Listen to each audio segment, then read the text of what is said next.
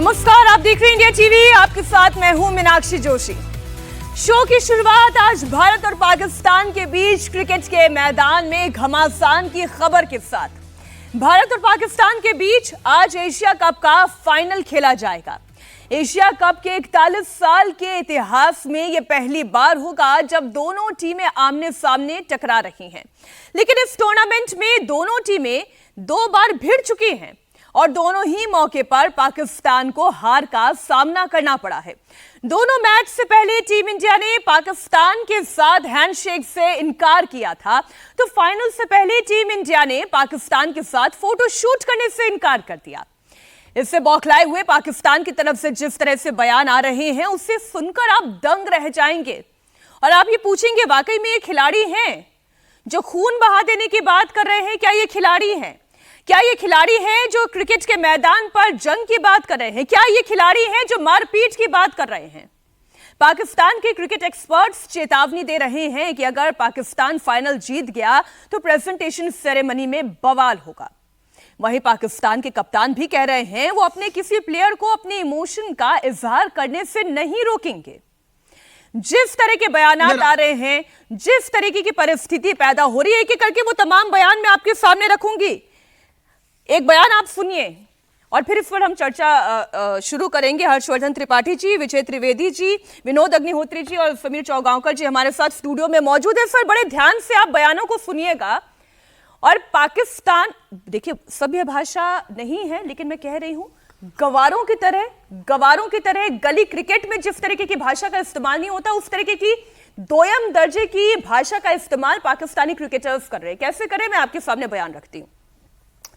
ICC को यह लग रहा है कि एशिया कप के फाइनल में पाकिस्तान जीतकर कुछ नहीं करेगी, क्योंकि थोड़ा सा हम पर फाइन लगा दिया गया है।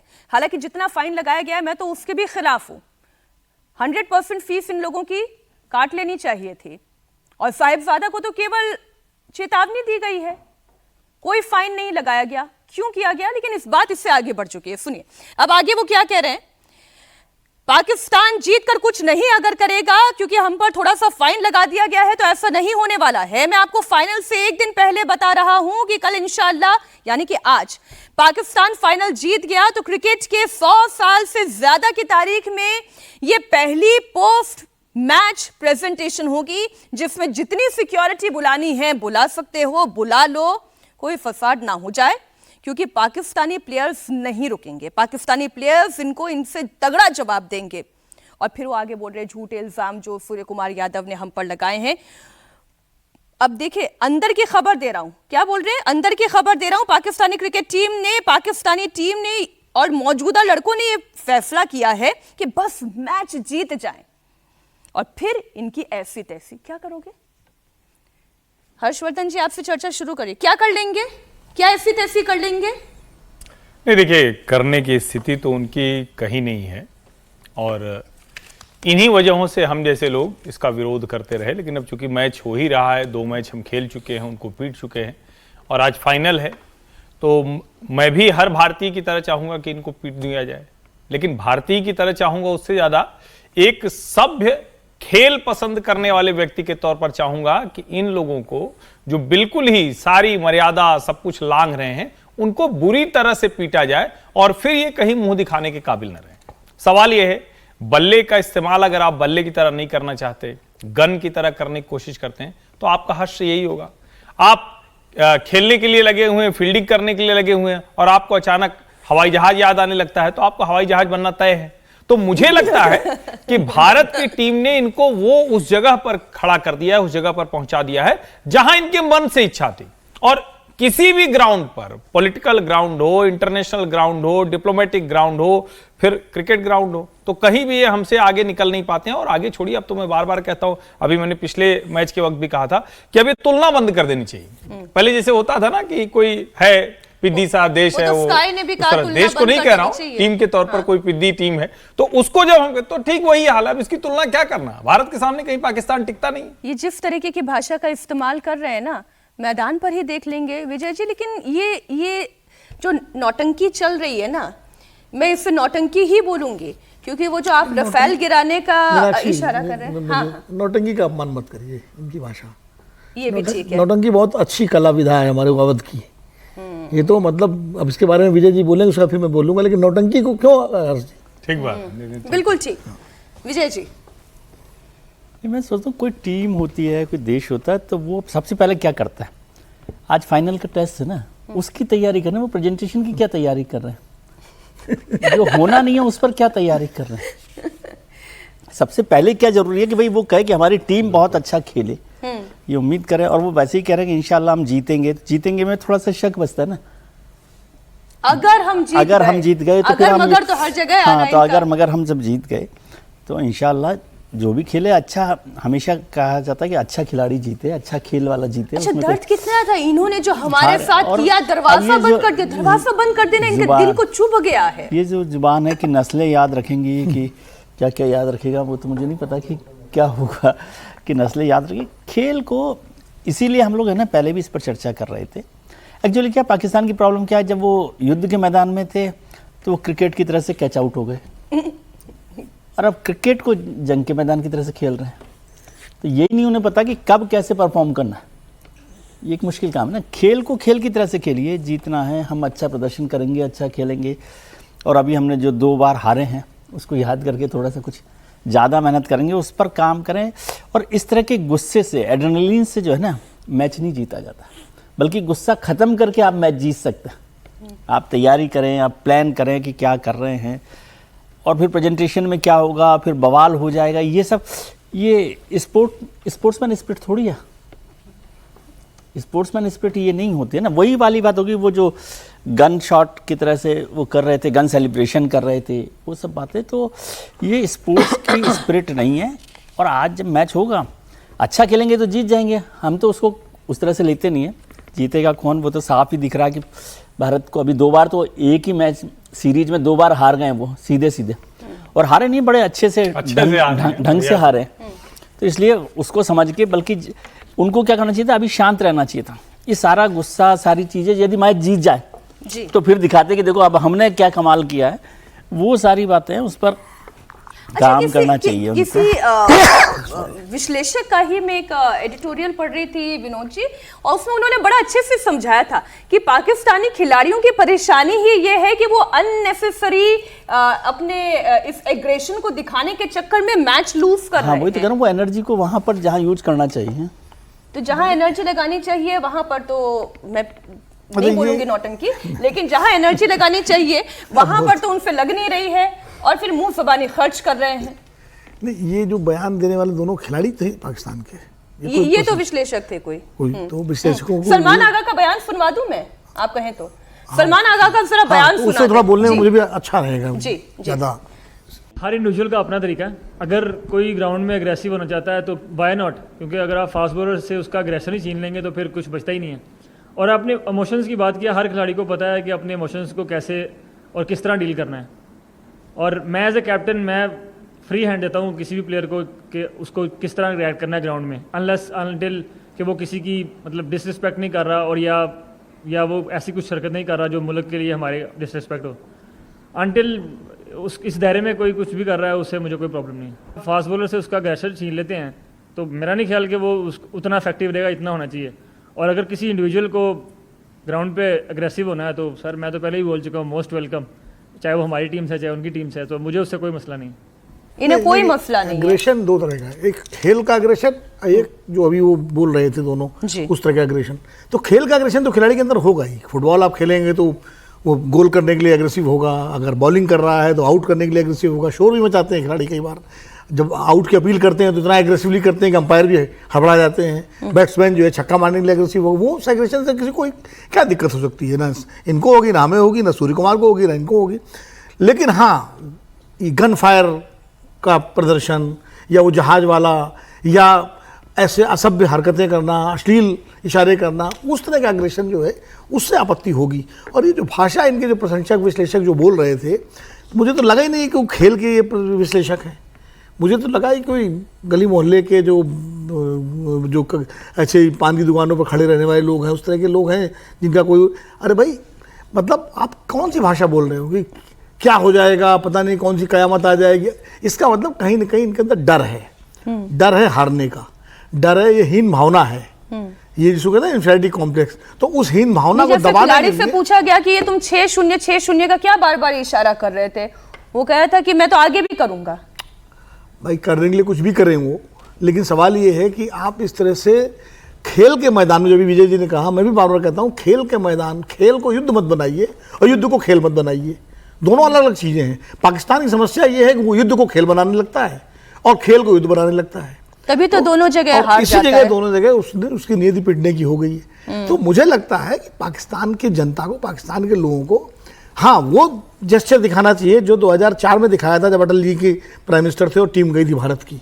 उस वक्त जिस तरह का जेस्चर दिखाया गया था, वो लगता था कि हाँ खेल हो रहा है, और हमारे खिलाड़ी भी लौट के आए, उन्होंने भी कहा था कि हाँ बहुत अच्छा रहा। अब ये हो क्या गया पाकिस्तान के प्रशंसकों को, पाकिस्तान के खेल प्रेमियों को, या उनकी टीम को? या तो हारने का फ्रस्ट्रेशन है, भाई एक ही मैच में 2-2 बार आप भारत से हार रहे हो, फुटबॉल में भी हार गए, हॉकी में भी हार गए, तो आप अपना खेल सुधारो, अपने खेल को बेहतर करो, बजाय ये। और जो आपका गुस्सा है, जिसको उस गुस्से को खेल में बदलो ना। लेकिन ये मेंटालिटी केवल खिलाड़ियों की नहीं है, ये मेंटालिटी इसलिए आ रही है क्योंकि पाकिस्तान के, चाहे वो हुक्मरान हो समीर जी, चाहे वो पाकिस्तान के मिलिट्री ऑफिशियल्स हो, या फिर वहां के नागरिकों को भी मैं इसमें शामिल कर रही हूं। ये मेंटालिटी का सबसे बड़ा जो प्रदर्शन किया था वो आसिम मुनीर ने किया था, जो अमेरिका में उन्होंने भाषण दिया था, और जिसमें उन्होंने कहा था हिंदू मुसलमान 2 कौमें हैं, और इस तरह का जो भाषण दिया था, ये वो मेंटालिटी है, वो जहनियत है। और मुझे लगता है पाकिस्तान में ये जहनियत जिस तरह का हुक्मरान वहाँ की सेना कर रही है, वो बहुत खराब कर रही है, अपने लिए खराब कर रही है। नहीं, मैं ये मेंटालिटी का ही एक उदाहरण और पढ़ देती हूँ। पाकिस्तान के जो इन्फो मिनिस्टर हैं अताउल्लाह तरार, उन्होंने क्या बयान दिया, आपके जहाज भी गिर गए, जंग भी हार गए, क्रिकेट के मैदान में आकर आप हाथ नहीं मिलाते, ये शर्मिंदगी मिटाने का तरीका है। वो ये कह रहे हैं कि ये वही लोग करते हैं जिनकी अपनी कोई एथिक्स नहीं होती है। एथिक्स की बात करते हैं, इनकी अपनी क्या एथिक्स है, इनका अपना ऑनर क्या है? बल्ले को AK-47 बना देना, ये इनका ऑनर है, ये इनकी एथिक्स है। राफेल गिराने का नाटक करना, क्या ये इनकी एथिक्स है? ये जो 6-0 का इशारा करना, क्या ये इनका ऑनर और ये इनकी एथिक्स है? वो ये कह रहे हैं कि हम जंग जीतते हैं और खेल के मैदान में कह रही है जंग जीतने वाली बात तो भले वो शहबाज शरीफ यूनाइटेड नेशन में जाकर कह दें, या ये खिलाड़ी इनके मैदान पर आकर कह दें, दुनिया हंसती है, इनके मुंह पर हंसती है दुनिया। देखिए, एक शानदार खेल के साथ जितना खिलवाड़ हो सकता है वो पाकिस्तान क्रिकेट टीम ने खेल के साथ खिलवाड़ किया है। सिर्फ ये 2 मैच की बात नहीं है, इसके पहले भी अगर आप देखेंगे तो पाकिस्तान के खिलाड़ी किस तरीके से उनका बिहेवियर पिच के अंदर रहा है, जो पुराने खिलाड़ियों की आप देखोगे। और अब चूंकि ऑपरेशन सिंदूर के बाद जिस तरीके से पाकिस्तान को घर में घुसकर भारतीय सेनाओं ने मारा है, और उसके बाद वो जिस तरीके से बौखलाहट है पाकिस्तान के देश के अंदर, सेना के अंदर, वहाँ के राजनेताओं के अंदर, तो वो खिलाड़ी के अंदर एक हताशा और निराशा है कि भाई हम इतने बुरे युद्ध के मैदान में पिट चुके हैं भारत के हाथों, और 2 मैच भी हम गवा चुके हैं। वो खबर तो ये है कि कल आसिम मुनीर ने पाकिस्तान क्रिकेट टीम के कप्तान से बात की है मैच शुरू होने के पहले। अब क्या बात की होगी, क्या धमकी दी होगी, कहा होगा जीत के आना, हार के आओगे तो मैं तुमको उल्टा टांगूंगा, क्या कहा होगा? पाव किलो वाले तो नहीं दिए? बिल्कुल, मुझे लगता है वो कुछ उसने कहा होगा। मतलब अब आसिम मुनीर अगर कप्तान से अगर बात कर रहा है तो वो क्या चाहता है कि मैदान में खिलाड़ी कैसा बिहेवियर करे? क्या आसिम मुनीर ने ट्रेनिंग दी कि मैदान में आपको किस तरह के इशारे करना है, आपको कैसा बिहेव करना है, विकेट लेने पे आपको कैसा जश्न मनाना है? इस तरीके से अगर पाकिस्तान की टीम खेल खेलने जा रही है तो मुझे लग रहा है कि जो दो पहले जो मैच हुए थे बुरी तरीके से हारी थी, आज मुझे लगता है फाइनल और बुरी तरीके से हारेगी। हालांकि 41 साल बाद भारत और पाकिस्तान फाइनल में भिड़ रहे हैं, लेकिन ये यहां से जो हार है वो पाकिस्तान जिंदगी भर क्रिकेट में याद रखेगा कि जो दुबई में उन्हें आज हार मिलेगी, और उसके बाद वो जिस तरीके से रिएक्ट करेंगे, मतलब कितने बेशर्मी है कि आप हारने के बाद भी ऐसा बिहेव करते हो जैसे आप जीत का जज्बा है आपके पर। यूएन में आपने वही किया, इतने बार पिटे, लेकिन यूएन में आप कहते हैं कि भाई हमने भारत को हराया, तो फिर भारत ने उसका जवाब दिया कि अगर आपके सारे ध्वस्त हो गए उसका आप एंजॉय कर रहे हो, बिल्कुल आप एंजॉय करिए, एंजॉय करना तो आप कीजिए। तो वैसे ही अगर आज पिटने के बाद भी अगर पाकिस्तान क्रिकेट टीम इसको एंजॉय करना चाहती है, रात को पार्टी मनाना चाहती है, उनको शुभकामनाएं। हारे वो खूब अपने ड्रेसिंग रूम में उसको एंजॉय करें।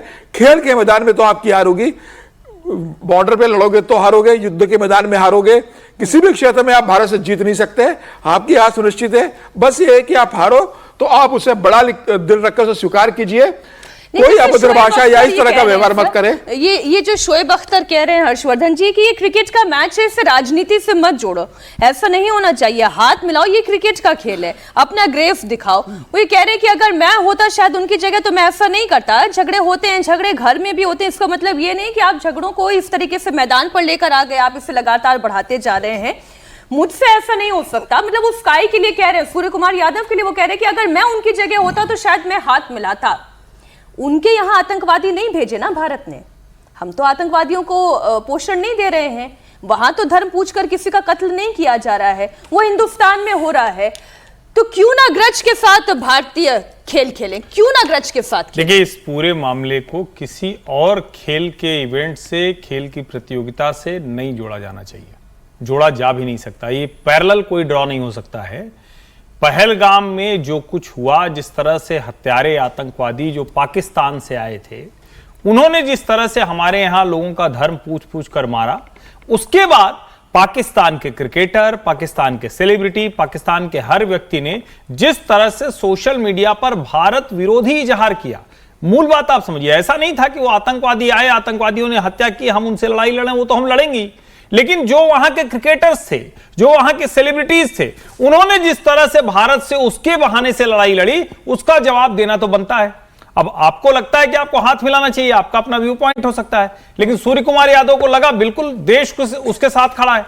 और ऐसे लोगों से ये बात सुनील गावस्कर ने भी कही सर, नहीं, ये बात सुनील गावस्कर ने भी कही। ये खिलाड़ी का अपना तरीका होता है कि वो मैदान में खेल को किस तरीके से लेकर जाना चाहता है। अपना तरीका होता है और किस तरह के सेंटिमेंट है वो भी देखना पड़ेगा ना। सूर्य कुमार यादव बहुत जमीन से उठकर इतनी ऊंचाई तक पहुंचा हुआ खिलाड़ी है, शानदार हमारे देश का खिलाड़ी है। उसको पता है कि हमारे देश की भावनाएं क्या है, उसने उस भावना का इजहार किया। ना तो उसने किसी तरह की गलत जेस्चर दिखाई, ना उसने किसी को अपशब्द कहे, ना किसी से एग्रेसिव होकर वो लड़ने गया, उससे अपने तरीके से कहा। और यहां तक कि जब उससे सवाल पूछा गया तो उसने कहा अच्छा आप उसकी बात कर रहे थे, तो उसने बड़े सलीके से वो जवाब भी टाल दिया। वो अपना तरीका है।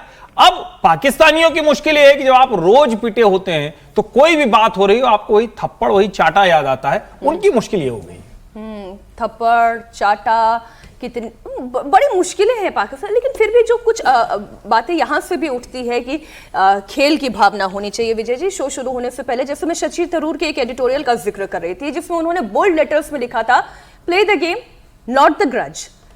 मेरा तो सवाल यह है कि देश की भावना से क्या आप खिलाड़ियों की भावना को अलग कर सकते हैं?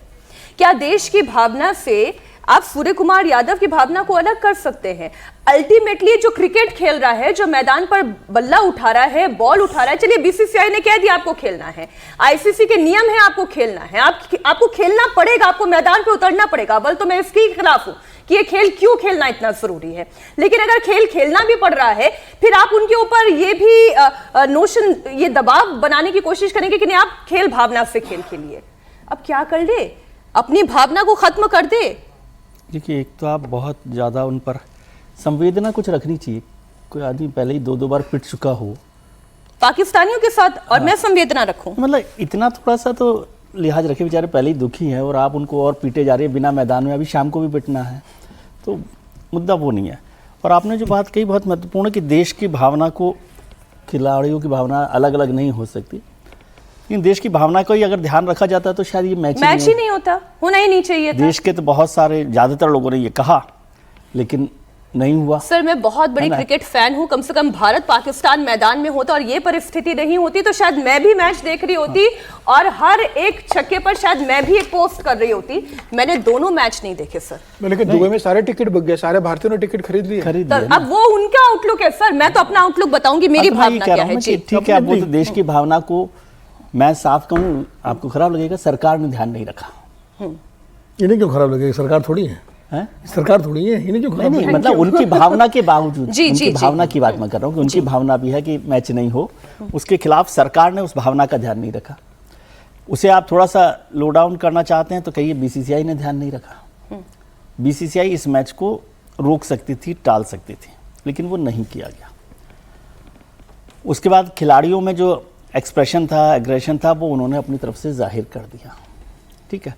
और उसका जो भी नतीजा हुआ, आईसीसी की टीम के रूल्स रेगुलेशन, उस पर जो काम हुआ, हालांकि उसमें मुझे कोई पॉलिटिकल नहीं लगा था। जो सूर्य कुमार ने जो बोला है वो पहलगाम को लेकर बोला था, आतंकवाद को क्यों ना डेडिकेट करे, आतंकवाद के खिलाफ विक्टिम्स को फौजियों को क्यों ना डेडिकेट करे, उसमें वो कोई पॉलिटिकल एंगल उसका नहीं था। पाकिस्तानी जीत जाते तो शायद वो भी यही करते, तो वो नहीं, तो वो अपनी हार डेडिकेट करते अपनी फौज कर तो दिया, अपनी फौज को, अपनी फौज को, उनको अपनी हार डेडिकेट कर देनी चाहिए अपनी फौज को। और आज भी जब हारे तब फौज को कह देना चाहिए हम आप ही के साथ खड़े हैं। आप हारे, हम भी हारे। हाँ, तो मैं तो कह रहा हूँ कि अब उनको ये साथ खेलना चाहिए और अब मैच पर पूरा ध्यान देना चाहिए कि हम अपना मैच ये अच्छा से जीते, क्योंकि अब मैं उस पर नहीं जाना चाहता। जब एक बार फैसला कर लेना, जब मैदान में हो तो फिर उस लड़ाई को उसी तरह से लड़ना चाहिए, जीतना चाहिए। जो हो गया, या तो हम नहीं जाते, ने वो ग्रेस दिखाया है, वो ग्रेस दिखाया उन्होंने। इंडियन क्रिकेट टीम को लेकर मुझे कोई उस तरह से शिकायत नहीं है, उन्होंने अपना ग्रेस दिखाया, लेकिन गुलगुले भी खा लेते तो ठीक रहता। अब गुड़ से परहेज करके गुलगुले खाने, गुड़ खाने के बाद गुलगुले से परहेज कर रहे हो BCCI, ये तो सुनना पड़ेगा उनको। ये जो आप कर रहे हैं ना, ये गुलगुले से परहेज है सिर्फ। अब ये फेस सेविंग जो आप कर रहे हैं वो देश तो याद रखेगा, बिल्कुल, इतना मैं आपको बता देता हूँ। और जो इंडियन क्रिकेट टीम है उसका काम केवल यह है कि मैच जीते, मैच जीतना है, बस उनका काम ये है, और उस हम पर काम करें और वही उनका रेस्पॉन्स होगा। उनको किस बोलने की जरूरत नहीं, जैसे वो हो रहा ना कि बवाल कर देंगे और प्रेजेंटेशन में ही होगा, इस सबको कुछ करने की जरूरत नहीं है। हम ये मैच जीते हैं, हाँ, नस्लें अपने आप याद कर लेंगी, वो तो नस्लें उनको याद रखेंगी। ये 2 हार तो नस्लें याद कर रही हैं, तो वो इसलिए। और जो पिछली बार भी जब T20 हुआ था 40 साल, तब भी भारत ने जीता था। इस टूर्नामेंट के दोनों मैच भी भारत ने जीते। ये सब चीजें याद रखें। तो अब नस्लों को, उनकी नस्लों को बहुत बाबर आजम के लिए बोला था तेल लगाकर डाबर का, है ना? ठीक है, मैं कह रहा हूँ कि अभी तो उनकी नस्लों को बहुत कुछ याद करके रखना है, वो ठीक है। लेकिन अब मैं केवल इतना सा समझता हूँ कि भारत की टीम को ये मैच जीतने पर फोकस करना चाहिए। पाकिस्तान क्या कर रहा है, पाकिस्तान की टीम क्या बोल रही है, उस सबको भी उनको छोड़ देना चाहिए। बिल्कुल, और हमारी भी नजर इस बात पर रहेगी कि क्या जवाब मिलता है। मैं तो वो जो सामना का एडिटोरियल है, मैं खुलकर कहती हूँ कि सामना के उस एडिटोरियल के साथ मैं खड़ी हूँ। टीवी सेट मैं बंद कर दूंगी, बाकी आपकी इच्छा है, आप क्या करना चाहते नहीं चाहते हैं, स्वतंत्र हैं, डेमोक्रेसी है। अब बात होगी उत्तर प्रदेश की बरेली की। बरेली में उपद्रवियों को ऐसा सबक सिखाया गया कि उनकी 7 पुश्तें भी याद रखेंगी। योगी आदित्यनाथ यही नहीं रुके, वो हर कार्यक्रम, हर जनसभा में दंगाइयों को खुली चेतावनी भी दे रहे हैं। आज वो बलरामपुर में थे, जहां आई लव मोहम्मद को लेकर उन्होंने बड़ा बयान दिया। चेतावनी भरे लहजे में उन्होंने कहा कि अगर प्रदर्शन के नाम पर यूपी के विकास में रोड़ा अटकाया गया तो जहन्नुम का टिकट कटवा दूंगा। योगी ने कहा कि कुछ लोग गज़वाए हिंद का ख्वाब देख रहे हैं जो भारत में पूरा नहीं होगा। उन्होंने बरेली के बवाल का जिक्र किया और याद दिलाया कि अगर उत्पात मचाओगे तो वही हाल करेंगे जैसा बरेली के बवालियों का किया था। कुछ लोगों को शांति और विकास अच्छा नहीं लगता, लातों के भूत बातों से नहीं मानते। कुछ लोग रहते भारत में हैं, लेकिन गजवाए हिंद का नारा लेकर के भारत के अंदर राष्ट्र विरोधी गतिविधियों को बढ़ावा देने का कुत्सित कार्य कर रहे हैं। गजवाए हिंद हिंदुस्तान की धरती पर नहीं होगा। अगर किसी को जहन्नुम में जाना हो तो गजवाए हिंद के नाम पर अराजकता पैदा करने का कुत्सित प्रयास करें। और छद्म रूप में जो लोग इस प्रकार की गतिविधियों में लिप्त हैं, वे भी कान खोल करके सुन लें। देर सवेर छांगुर जैसे हाल तो उनके भी होने ही हैं। आज चौराहे चौराहे पर जाकर के कितने कमजोर और कायर हैं। छोटे छोटे बच्चों को जिनके हाथों में कलम होनी चाहिए, जिनके हाथों में नोटबुक होनी चाहिए, जिनके हाथों में विज्ञान और गणित की पुस्तकें होनी चाहिए, उनके हाथों में आई लव मोहम्मद का पोस्टर देकर के, तख्तियां देकर के समाज में अराजकता पैदा करने का कार्य कुछ लोग कर रहे हैं। याद रखना होगा, वे जितना सोचते हैं उससे ज्यादा हमारी पहले से तैयारी रहती है। और जब भी दुस्साहस करेंगे ऐसे ही पिटोगे जैसे बरेली के अंदर पीटे गए हो। कुछ लोगों को शांति और विकास अच्छा नहीं लगता, लातों के भूत बातों से नहीं मानते। कुछ लोग रहते भारत में हैं, लेकिन गजवाए हिंद का नारा लेकर के भारत के अंदर राष्ट्र विरोधी गतिविधियों को बढ़ावा देने का कुत्सित कार्य कर रहे हैं। गजवाए हिंद हिंदुस्तान की धरती पर नहीं होगा। अगर किसी को जहन्नुम में जाना हो तो गजवाए हिंद के नाम पर अराजकता पैदा करने का कुत्सित प्रयास करें, और छद्म रूप में जो लोग इस प्रकार की गतिविधियों में लिप्त हैं वे भी कान खोल करके सुन लें, देर सवेर छांगुर जैसे हाल तो उनके भी होने ही हैं। तसल्ली के साथ इंतजाम कर दिया जाएगा, ये मुख्यमंत्री योगी आदित्यनाथ का अल्टीमेटम है। दंगा किसी सूरत में बर्दाश्त नहीं किया जाएगा। और हर्षवर्धन जी, उन्होंने तो बोलते बोलते छांगुर तक भी वो चले गए। जो छांगुर का हाल हुआ वही दंगाइयों का भी हाल हो जाएगा। देखिए, मुझे लगता है कि ये भूलने वाली चीजें नहीं है।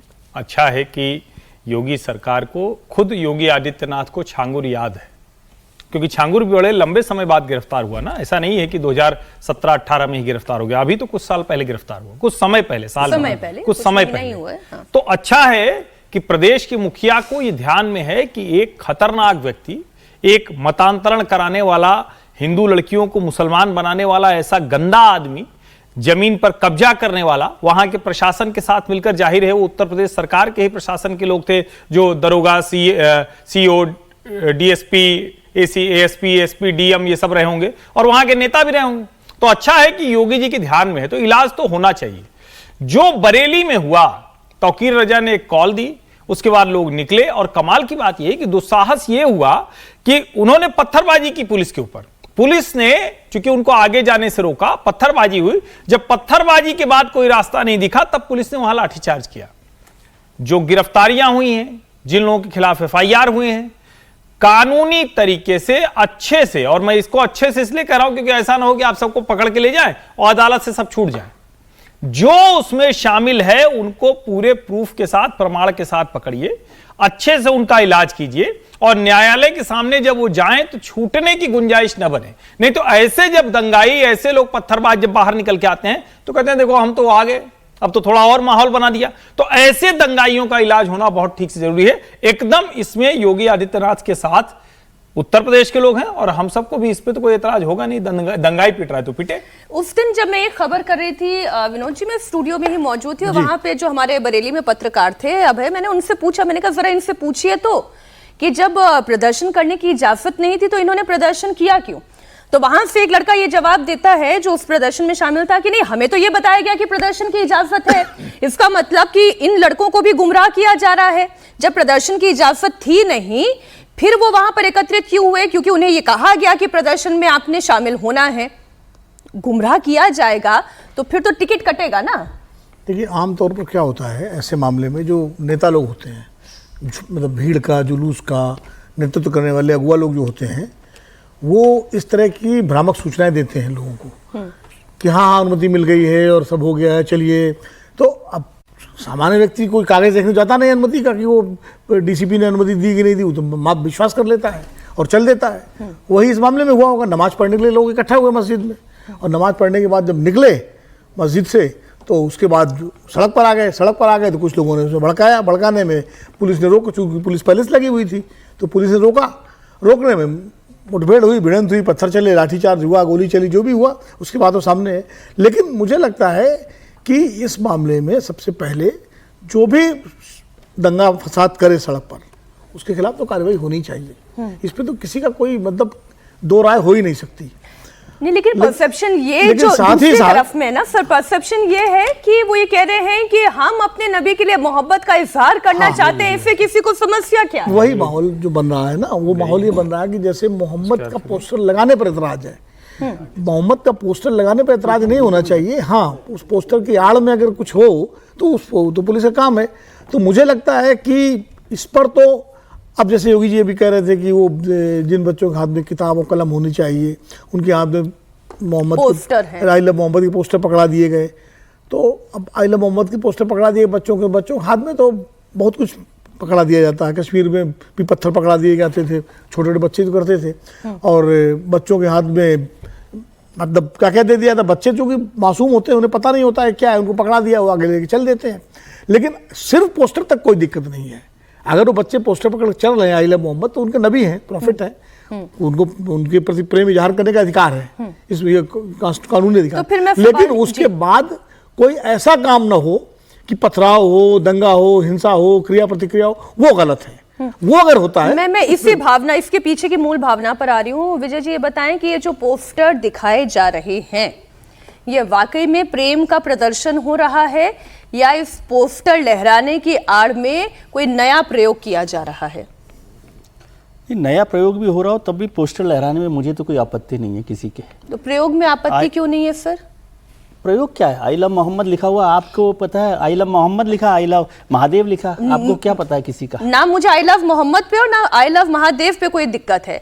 मैं ये इसके पीछे की भावना की बात कर रही हूँ। क्या ये भावना उतनी ही प्योर है?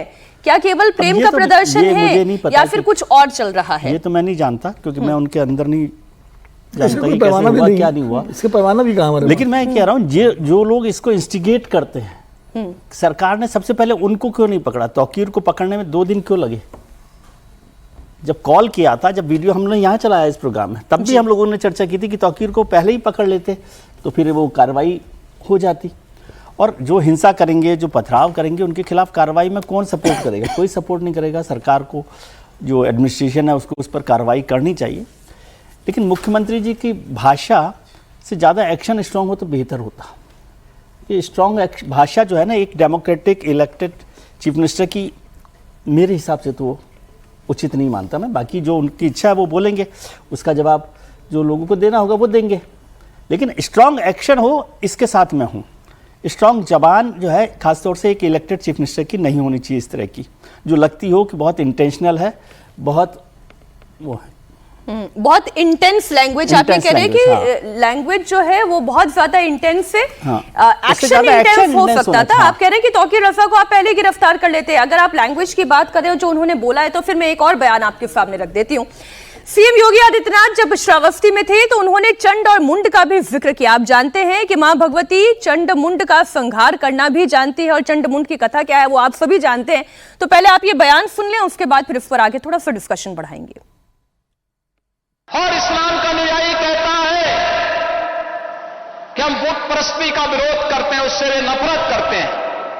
और दूसरी तरफ आई लव मोहम्मद कह करके अव्यवस्था और आगजनी तोड़फोड़ का सहारा ले रहे हैं। उन्हें मालूम है ये शारदीय नवरात्रि है, विजयादशमी का पर्व है, और शारदीय नवरात्रि को अगर अव्यवस्था पैदा करोगे, चंड मुंड बनकर के कार्य करोगे, तो मां भगवती कभी बर्दाश्त नहीं करने वाली है। मां भगवती तो ऐसे चंड और मुंडों को रोकने का ही कार्य करती है। इसीलिए सभी सनातन धर्मावलंबी मां भगवती दुर्गा की पूजा इसीलिए करती है जिससे शक्ति अर्जित कर सके।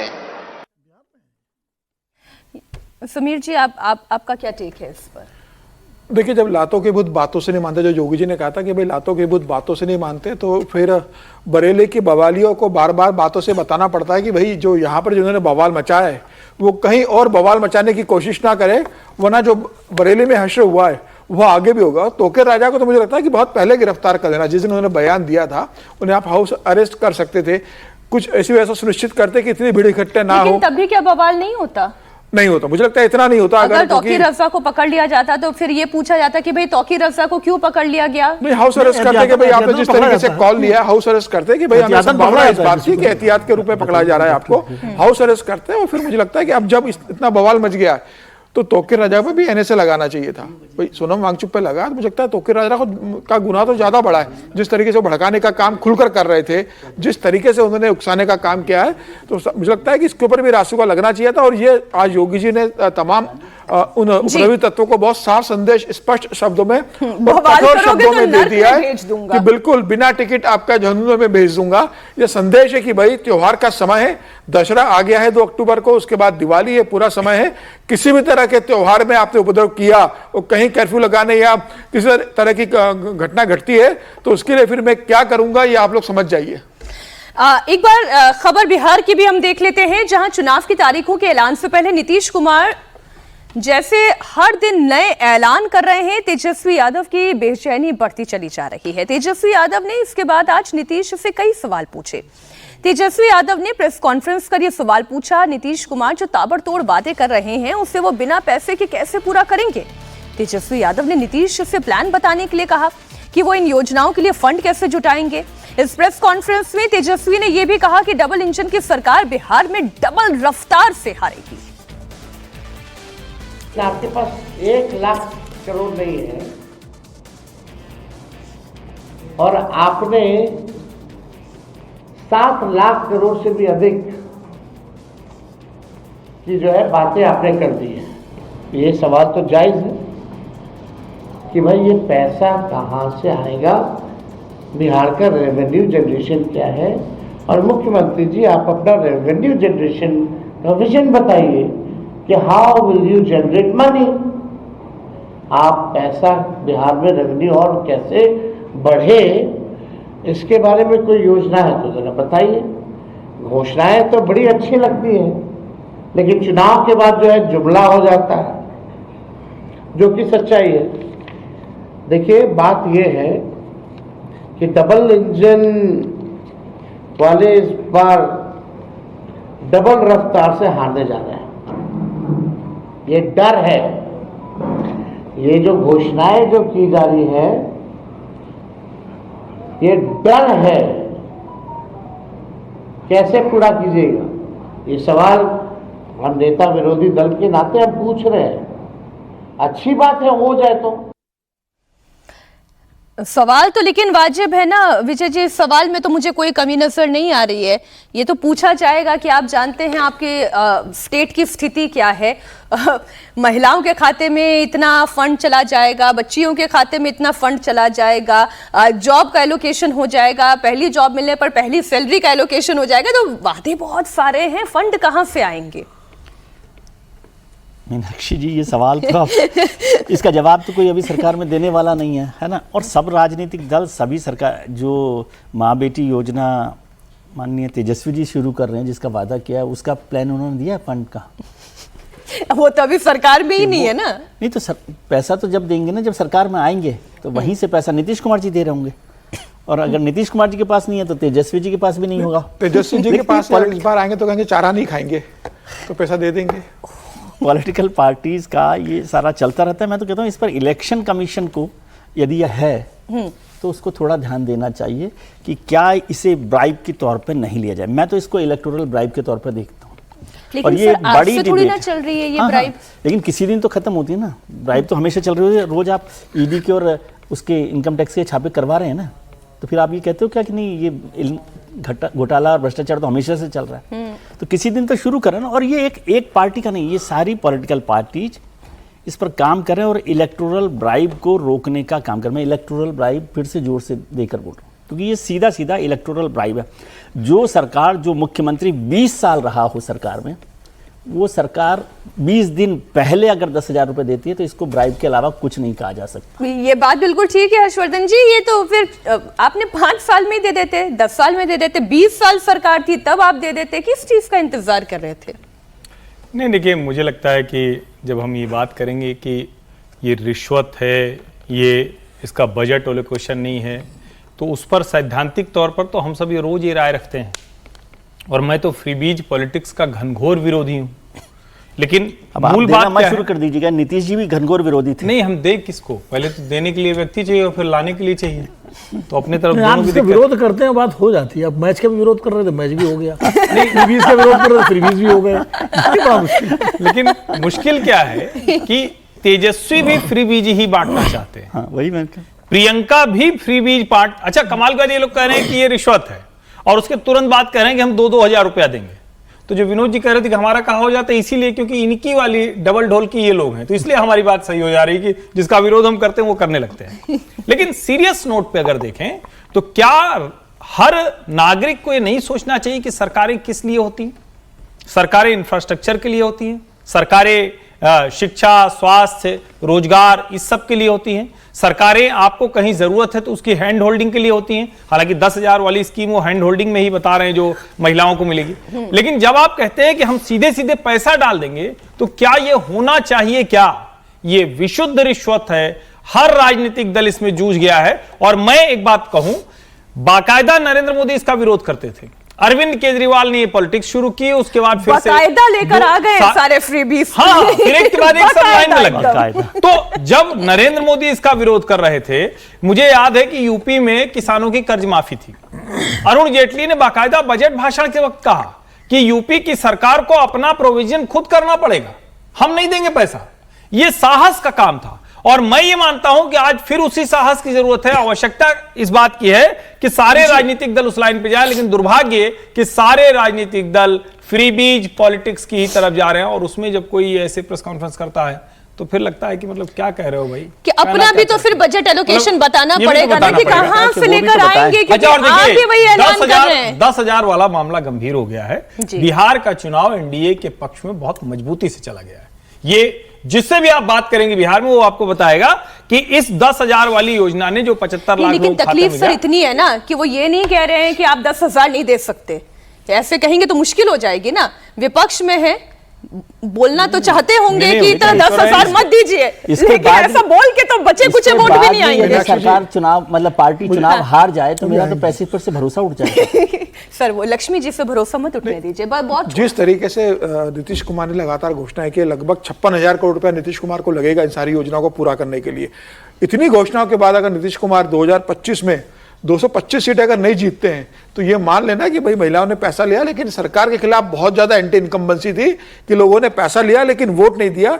इतनी फ्रीबीज देने के बाद तो 243 में से 220 सीटें तो जीतना चाहिए इनको। ठीक बात होने जा रही है पहलगाम आतंकी हमले के बाद पाकिस्तान के लगातार एक के बाद एक दिए जा रहे झूठे बयानात पर अब कैसे भारत हर ग्लोबल मंच पर पाकिस्तान की पोल खोल रहा है। भारत के विदेश मंत्री एस जयशंकर ने पाकिस्तान का बिना नाम लिए उसे जमकर लताड़ लगाई। संयुक्त राष्ट्र महासभा में भाषण देते हुए जयशंकर ने पाकिस्तान को आतंकवाद का ग्लोबल सेंटर बताया। भारतीय विदेश मंत्री ने कहा कि पहलगाम में क्रूर आतंकी हमला हुआ था, जिसके जवाब में भारत ने आतंकी ठिकानों पर कार्रवाई की। जयशंकर ने आतंकवाद को दुनिया के लिए खतरा बताते हुए कहा कि आतंकी ढांचों का खात्मा जरूरी है। India has confronted this challenge since independence, having a neighbor that is an epicenter of global terrorism. For decades now, major international terrorist attacks are traced back to that one country.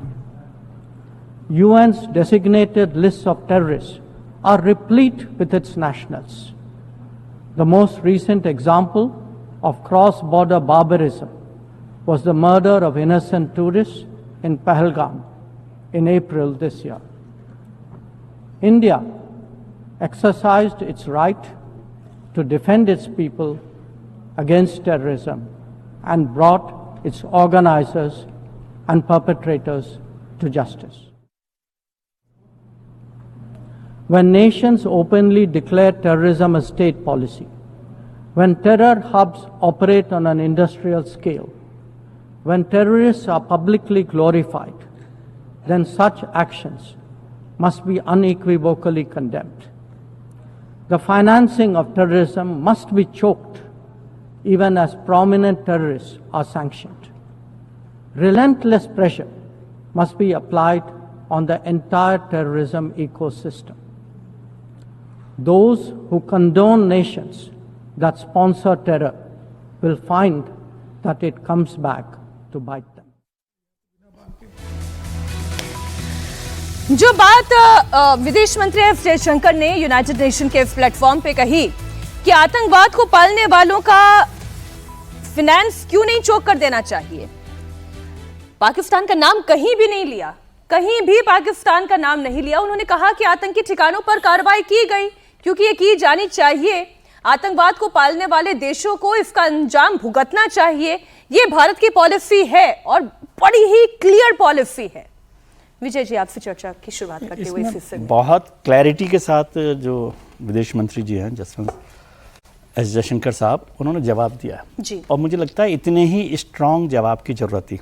हालांकि हमारी जो वहाँ पे first secretary थी कल Mrs Gehlot, उन्होंने भी बहुत स्ट्रांगली जवाब दिया था, लेकिन विदेश मंत्री जब जवाब देता है तो उसका एक अलग मायने होता है। और मैं समझता हूँ कि पूरे UNGA में जिस तरह से भारत ने अपना रुख रखा है।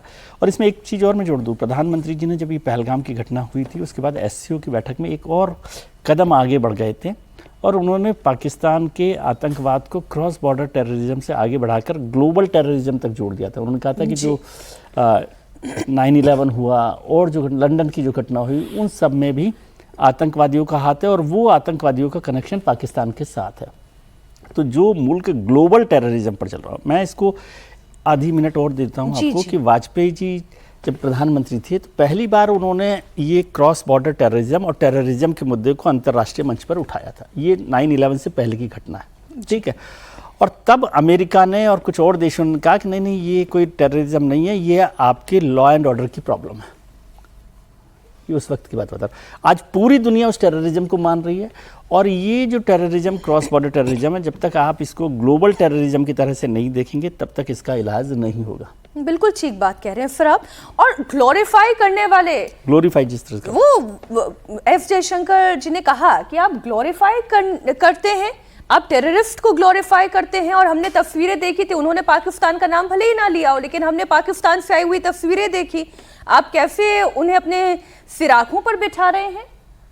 देखिए, भारत के जो वांछित आतंकवादी हैं, वो चाहे हाफिज सईद हों, मसूद अजहर हों या इस तरह के जितने और नाम, लखवी और ये सब जो है, जो 9/11 उसमें क्या 26/11 में वांछित थे, या और जितने आतंकवादी, पार्लियामेंट अटैक हुआ, कांधार हाईजैक हुआ, ये जितने घटनाएं हुई उनके पीछे, वो सब पाकिस्तान में खुले घूमते हैं। उनकी रैलियां होती हैं, उनके भाषण होते हैं, उनको ग्लोरीफाई किया जाता है। और पाकिस्तान की फ़ौज के बड़े बड़े अधिकारी उनके साथ देखे जाते हैं। और जब अभी ऑपरेशन सिंदूर के टाइम में जो वो मारे गए तमाम सारे इसी तरह के वांछित आतंकवादियों में कई उनके जनाजों में शरीक हुए वो लोग, तो वो तो उनको मुजाहिद बताते हैं उन आतंकवादियों को। जो तो ये तो स्पष्ट है बिल्कुल, भले विदेश मंत्री ने नाम न लिया हो लेकिन विदेश मंत्री जयशंकर जी ने अपने भाषण से साफ साफ ये बात रख दी। और सबसे बड़ी बात यह है कि जो पाकिस्तान के प्रधानमंत्री शहबाज शरीफ ने जो गलत बयानी की वहाँ पर, कि एक तो ट्रंप को उन्होंने कहा कि उन्होंने रुकवाया और दूसरा उन्होंने कहा कि हमने भारत के साथ जहाज गिरा दिए, जो उस गलत बयानी का जवाब भी भारत ने बहुत तरीके से, हमारी जो वहाँ पर प्रतिनिधि हैं, स्थायी प्रतिनिधि पेटल गहलोत, उन्होंने भी दिया और विदेश मंत्री ने भी अपने भाषण में दिया। तो मुझे लगता है भारत ने अपनी बात पुरजोर तरीके से रखी है, क्योंकि यूनाइटेड नेशन के रिकॉर्ड में चीज़ें आनी चाहिए थी। शहबाज शरीफ ने तो रिकॉर्ड में डाल दिया, तो उसका जवाब देना जरूरी था और जवाब दिया उन्होंने। और इसलिए जो है मुझे लगता है कि इस विदेश मंत्री के भाषण से दुनिया के सामने एक बार फिर पाकिस्तान का चेहरा पाकिस्तान है कि उसको शर्म तो आती नहीं। खैर, मैं भारत के डिस्कशन पॉइंट पर आती हूँ। जो 3 पॉइंट फोकस इस वक्त हम अपने दर्शकों के सामने भी रख रहे हैं सुमीर जी, आत्मनिर्भरता, आत्मरक्षा और आत्मविश्वास। बिल्कुल, और प्रधानमंत्री तो तीनों का जिक्र लगातार करते रहे 2014 के बाद, और अभी तो लगातार कह रहे हैं कि जब तक भारत आत्मनिर्भर नहीं होगा, आत्मनिर्भरता जरूरी है। और इसलिए स्वदेश का जिक्र प्रधानमंत्री मोदी लगातार कर रहे हैं। और जिस तरीके से जयशंकर ने स्पीच दिए, उन्होंने बहुत खासतौर से उन्होंने भारत का जिक्र, भारत का कहीं इंडिया नहीं कहा उन्होंने पूरे भाषण में, भारत का। उन्होंने कहा कि दुनिया के जितने आतंकवाद बड़ी घटनाएं हो रही है उसका केंद्र एक ही जगह, जड़ें एक ही जगह। तो सीधा सीधा संदेश था कि पाकिस्तान आतंकवाद का केंद्र है और वहां उसकी जड़ें बहुत मजबूत है आतंकवाद की।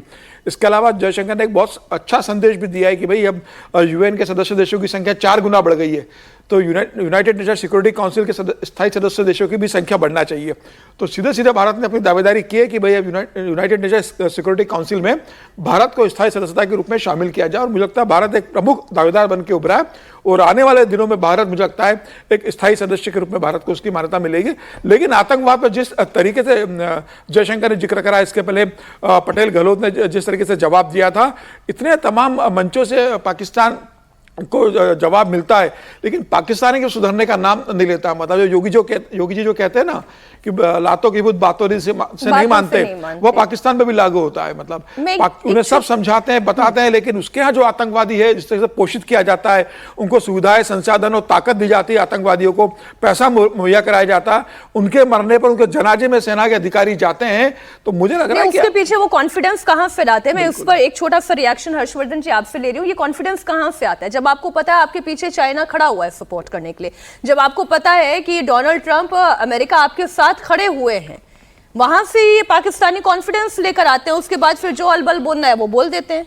नहीं, निश्चित तौर पर अमेरिका और चीन इन दोनों का समर्थन पाकिस्तान को ताकत देता है, लेकिन गलत के साथ कोई खड़ा हो जाए तो ताकतवर हो जाएगा, ऐसा तो नहीं होता है ना।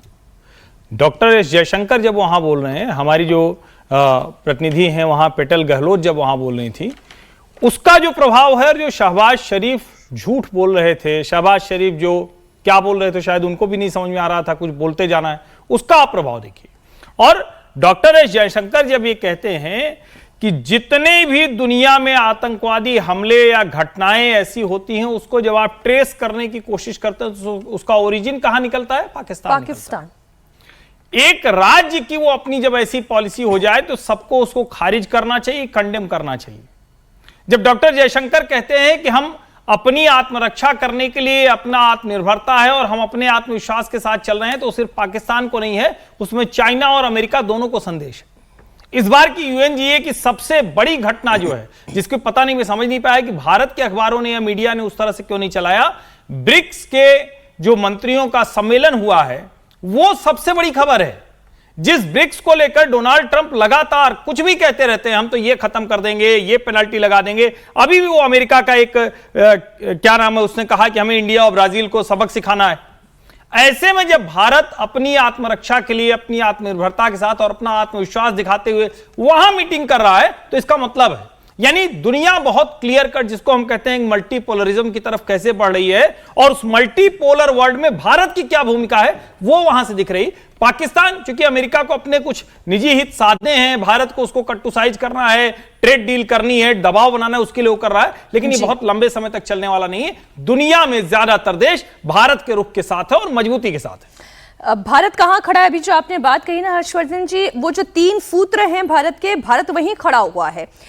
वो आत्मनिर्भर हो रहा है, वो आत्मरक्षा के लिए तत्पर है, और आत्मविश्वास के साथ ग्लोबल मंच पर टेररिस्तान को वो आईना दिखाएगा।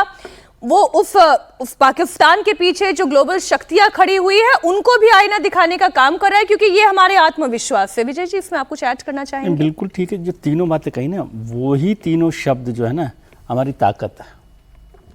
आत्मनिर्भरता से ही आपकी ताकत बढ़ती है। कि आप जैसे अभी जिक्र किया गया कि पाकिस्तान जो है अमेरिका और चाइना की ताकत से, तो वो डिपेंडेंट है ना उन पर।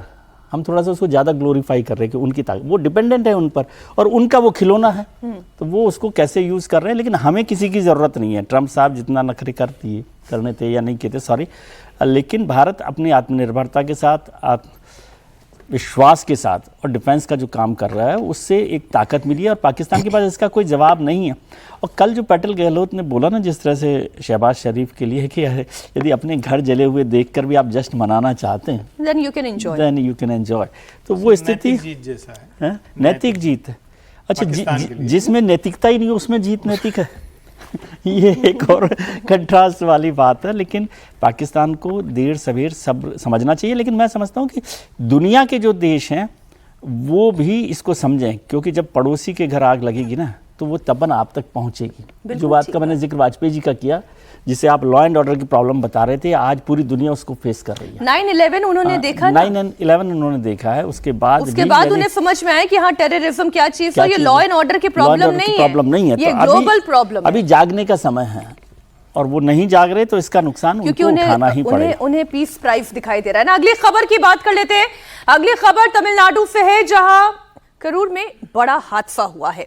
अभिनेता से नेता बने सुपरस्टार विजय की रैली में जानलेवा भगदड़ मची। अब तक 40 लोगों की मौत की खबर है। 16 महिलाएं, 10 बच्चे भी इसमें शामिल हैं। 90 से ज्यादा लोग घायल हुए हैं। 67 घायलों का अभी भी अस्पताल में इलाज चल रहा है। विजय ने भगदड़ में मारे गए लोगों के परिजनों को 20-20 लाख रुपए के मुआवजे का ऐलान किया है। विजय की रैली के लिए 10,000 लोगों की परमिशन थी, लेकिन 50,000 से ज्यादा लोग एकत्रित हो गए। इन लोगों ने करीब 6 घंटे तक विजय का इंतजार किया। जब विजय अपने रथ पर सवार होकर वहां पहुंचे, तो जाहिर है 6 घंटे से जो लोग इंतजार कर रहे होंगे उनका बेकाबू होना तो तय है ही, और इसी में लोग बेहोश भी हुए। बीच में विजय को अपना भाषण रोकना पड़ा और फिर विजय रैली से वो निकल गए। अब ऐसे भगदड़ों का जिम्मेदार कौन है? ये किसे जिम्मेदार ठहराया जाए? विजय जो तय समय से 6 घंटा देरी से वहां पर पहुंचे, समीर जी, या वो लोग जिनके ऊपर ये जिम्मेदारी होती है कि तयशुदा संख्या से ज्यादा संख्या ना आए, कौन है जिम्मेदार? देखिए, तमिलनाडु की राजनीति बहुत विचित्र राजनीति है। अगर आप तमिलनाडु की राजनीति का इतिहास देखेंगे तो जितने भी बड़े सुपरस्टार और अभिनेता रहे, उन्होंने राजनीति में नाम कमाया। पहले अभिनेता के रूप में नाम कमाया, फिर राजनीति में अपने आप को एस्टेब्लिश करने की कोशिश की और हमेशा भगदड़ होती रही है। अगर मैं आपको तो एमजी रामचंद्रन जब 77-78 में जब मुख्यमंत्री बने थे तो उनकी पहली रैली में भगदड़ हो गई, तब भी लोग मारे गए थे। उसके बाद करुणानिधि मुख्यमंत्री बनते हैं, उनकी रैली भी होती है, उसमें भगदड़ मचती है। जयललिता जब महासचिव बनती है और जयललिता पहली बार चेन्नई के समुद्र किनारे पर रैली करने जाती है तो वहां भगदड़ मची थी, उसके बाद लोग मारे गए थे। तो तमिलनाडु में नेताओं के प्रति, जो अभिनेता, जो फिल्म इंडस्ट्री के सुपरस्टार है, उनके प्रति एक अजीब सा जुनून और अजीब सा एक उनके प्रति लोगों के मन में सम्मान है, प्यार है या जुनून है कि लोग उनके पीछे पागलों की तरह चले जाते हैं। और जिस तरीके से आगे बढ़कर जुनून ही हो सकता है। बिल्कुल। और जब टीवी के जो अभी विजयन जो पार्टी बनाई उन्होंने टीवी की, आप बताइए 8 घंटे लेट पहुंचना, सुबह 8 साढ़े 8 पे पहुंचना था और शाम को 5 बजे वो पहुंच रहे, 6-7 घंटे देरी से पहुंच रहे हैं। इतनी भीषण गर्मी है, इतनी उमस है, छोटे छोटे बच्चे, महिलाएं वहां बैठी हुई है उनको देखने के लिए वहां पर। और जगह कितनी छोटी थी, 80 फुट की जगह है, उसमें 40-50 फुट की उनकी बस चली जाती है। इतनी भीड़ को नियंत्रित करने के लिए कोई व्यवस्था नहीं, जबकि स्टालिन खुद उस परिवार से आते, जो मुख्यमंत्री है उनके पिता खुद करुणानिधि इतने बड़े स्टार रहे, वो जानते हैं कि अभिनेताओं के प्रति जनता का क्या जुनून है। तो उन्हें सरकार को व्यवस्था सुनिश्चित करनी चाहिए, भीड़ कम करवानी थी, वहां पर अतिरिक्त पुलिस फोर्स लगाते हैं। इतना बड़ा हादसा हो जाना, और उसके बाद great power comes with great responsibility. बिल्कुल। और उसके बाद आप रिस्पांसिबिलिटी से पीछे कैसे हट सकते हैं? और उसके बाद आप विजय को देखिए कि आप चार्टर प्लेन से आप चेन्नई चले जाते हो, सिर्फ आप ट्वीट कर देते हो कि इसका दुख प्रदर्शित करने के लिए मेरे पास शब्द नहीं है, आप 20 लाख रुपए दे देते हो, मुख्यमंत्री 10 लाख की घोषणा कर देते हैं, छोटे छोटे बच्चे मारे गए, मतलब कह रहे हैं कि 80 के ऊपर लोग मर गए, कहीं तो आईसीयू में एडमिट है अभी 50 के ऊपर लोग। तो ये बहुत दुखद घटना है। 51 लोग आईसीयू में एडमिट है। इस घटना से सारे फिल्म स्टार जो है तमिलनाडु के और साउथ के, वो ध्यान में ले कि भाई इस तरीके से अभी तेलंगाना में होता, थिएटर में भगदड़ मच गई थी। मना किया, आपको याद है तेलंगाना में भगदड़ मची थी? बिल्कुल ध्यान है, वो क्रिकेट बेंगलौर में आरसीबी का जी क्रिकेट रैली ऐसी निकली कि उसमें भी लोगों की जान गई थी, इतनी भगदड़ हुई थी। जब पुलिस ने कह दिया कि इससे ज्यादा और लोगों को ऑक्यूपाई आप नहीं कर सकते, अकोमोडेट नहीं कर सकते, उसके बावजूद फैंस को बुलाना, 10,000 की परमिशन, 50,000 लोग आए। मीनाक्षी, दिक्कत क्या है कि हमारे यहाँ भीड़ को भेड़ बकरियों की तरह लिया जाता है। ना तो पुलिस प्रशासन कोई क्राउड मैनेजमेंट करता है ढंग से, और ना आयोजक जो है अपनी कोई जिम्मेदारी समझते हैं। आपको 10,000 की परमिशन थी, 15,000 आ जाते, 20,000 आ जाते मैक्सिमम, भाई डबल। अब 50,000 लोग आ जाए ऐसी जगह में जहाँ 10,000 आदमी आ सकते हो तो स्टम्पिड तो होगा। दिक्कत क्या है कि जो, और क्या इनके पास, मतलब मैं समझना चाह रही हूँ, क्या ये जो बड़े बड़े स्टार होते हैं उनके पास भी तो ये इन्फॉर्मेशन पहुंच ही रही होती है ना कि बहुत भीड़ इकट्ठी हो गई है, बहुत देर से आपका इंतजार किया जा रहा है, अब तो आ जाइए। क्या इनको नहीं समझ में आती है? वो तो इंतजार आते हैं कि ज्यादा भीड़ हो, ज्यादा से ज्यादा भीड़ हो। कितनी हुई? बोले आधा ग्राउंड भर गया, और भरने दो। कितना हुआ? 2/3 भर गया, और भरने दो। ग्राउंड के बाहर भी लोग आ गए हैं, खंभों पे चढ़ गए हैं, पेड़ों पे चढ़े हुए हैं, तब बिल्डिंगों पे चढ़े हुए हैं, तब उनको लगता है कि अब, और वो इंतजार करते हैं इसका कि लोग पहुंचे। और मतलब ये सिर्फ इस करूर की घटना ही नहीं, बेंगलुरु की घटना आप देख लीजिए, तेलंगाना का जिक्र किया इन्होंने। जितने जहां हमारे यहाँ भीड़ इकट्ठा होती है, जहां 10,000 से ज्यादा लोग इकट्ठा होते हैं, वहां भगदड़, चाहे कोई मंदिर हो, कोई मेला हो, कोई आयोजन हो, कुंभ का आप देख लीजिए, रेलवे स्टेशन को देख लीजिए, क्राउड मैनेजमेंट की ट्रेनिंग हमें लगता है प्रॉपरली। अच्छा, क्राउड भी हमारे यहाँ चूंकि जब आता है भीड़, तो भीड़ में फिर किसी तरह का डिसिप्लिन नहीं होता। मैं आपकी बात से 100% सहमत हूँ। मैं इन बड़े बड़े जो सितारे हैं जिन्हें देखने के लिए लोग इतने लालायित रहते हैं, उनका कैरेक्टर समझना चाह रही हूँ। हर्षवर्धन जी, ये क्या कैरेक्टर है? ये वो लोग हैं जो आपको सिराखों पर बैठाते हैं, जो आपके लिए इंतजार कर रहे हैं। उन्हें 1 घंटा, 2 घंटा, 3 घंटा, 4 घंटा, कितने घंटे इंतजार करवाते हैं। और शर्म नाम की चीज नहीं कि रैली से आप निकल गए, एक ट्वीट आपने कर दिया, एक पोस्ट डाल दिया, मुझे बड़ा खेद हो रहा है, इतने में आप नत्थी, काम खत्म। देखिए मीनाक्षी, जब तक गैर इरादतन हत्या का मामला विजय या ऐसे लोगों पर नहीं दर्ज होगा, तब तक ये एक बार होगा, मामला होगा, फिर कोई आएगा दूसरा, फिर वो 50 मामले गिनाएगा, ऐसे ही चलता रहेगा।